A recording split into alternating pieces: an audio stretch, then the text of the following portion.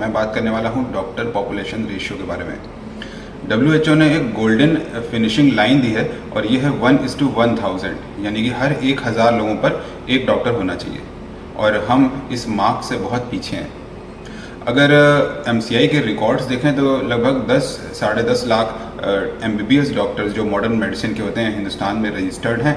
और अगर हम ये मान के चले कि हमारी आबादी 133 करोड़ है तो ये करीब करीब 0.77 है।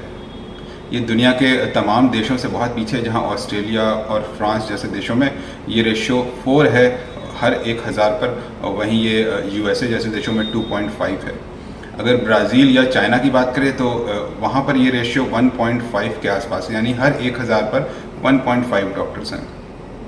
हिंदुस्तान का 0.77 पर 1000 पाकिस्तान के 0.8 से भी नीचे है, और हमसे नीचे बहुत ही गरीब देश हैं जैसे बांग्लादेश जहाँ 0.3 है ये रेशियो बहुत बड़ी आबादी की वजह से, और या फिर अफ़गानिस्तान जहाँ पर 0.3 है ये। तो जो डॉक्टर पॉपुलेशन रेशियो है वो हमारे यहाँ बहुत ज़्यादा ख़राब है, और इसकी वजह है हमारी बहुत तेज़ी से बढ़ती हुई आबादी। और पिछली तमाम सरकारों ने बहुत ज़्यादा मेडिकल कॉलेज बनाने पर कभी ध्यान नहीं दिया, तो जो डॉक्टर्स बन के निकल रहे थे उनकी संख्या बहुत कम थी। हालांकि अब पिछले एक दशक में बहुत तेज़ी से नए मेडिकल कॉलेजेस बने हैं। करीब 67,000 नए MBBS डॉक्टर्स हर साल एडमिशन ले रहे हैं। हालांकि इन्हें डॉक्टर बनने में करीब 5.5 साल लगेंगे, और तब तक हमारी आबादी और भी ज़्यादा बढ़ चुकी होगी। तो जो पॉलिसी मेकर्स हैं, जो हेल्थ केयर एक्सपर्ट्स हैं, उनके सामने दो चुनौतियां हैं। एक तो हमें मेडिकल कॉलेजेस की संख्या बढ़ानी है, हमें MBBS डॉक्टर्स की संख्या बढ़ानी है। दूसरी तरफ हमें ये भी कैलकुलेशन करना है कि हमारी जो आबादी बढ़ने की रेट है वो इसके साथ कैसे एडजस्ट होगी। जैसे सन 2022 से 24 के आसपास हिंदुस्तान की आबादी 144 करोड़ के आसपास हो जाएगी, तो उस समय के जो डेटा होंगे उन्हें अभी से मैच करने के लिए हमें नंबर ऑफ़ डॉक्टर्स को, नंबर ऑफ़ मेडिकल सीट्स को अभी से बढ़ाना होगा। जो मॉडर्न मेडिसिन है, ब्रिटिशर्स ने इंडिया में करीब 200 साल पहले इसे इंट्रोड्यूस किया था, और इसके अलावा जो इंडियन मेडिसिन हैं बहुत सारी ट्रेडिशनल, वो भी हमारे यहाँ पर गवर्नमेंट द्वारा उतनी ही ज़्यादा रिकॉग्नाइज्ड है और उन्हें भी वैसे ही फंडिंग मिलती है।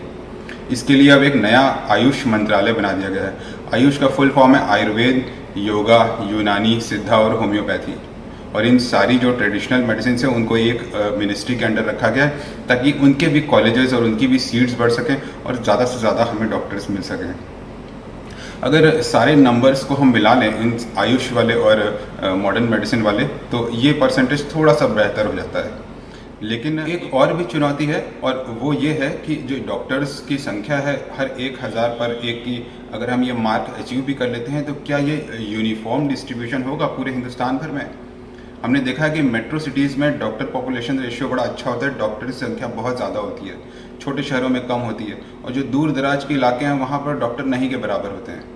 तो आम जनता को बहुत दूर ट्रैवल करके आसपास के किसी बड़े शहर में जाना पड़ता है। जैसे यहाँ हम लोग वाराणसी में देखते हैं कि बिहार और दूर दराज के इलाकों से पेशेंट्स यहाँ पर आते हैं, वैसे ही जो बड़े मेट्रो शहर हैं जैसे दिल्ली, वहाँ दूर दराज से बहुत दूर दूर के हिंदुस्तान भर के इलाकों से लोग आते हैं स्पेशलाइज्ड ट्रीटमेंट के लिए।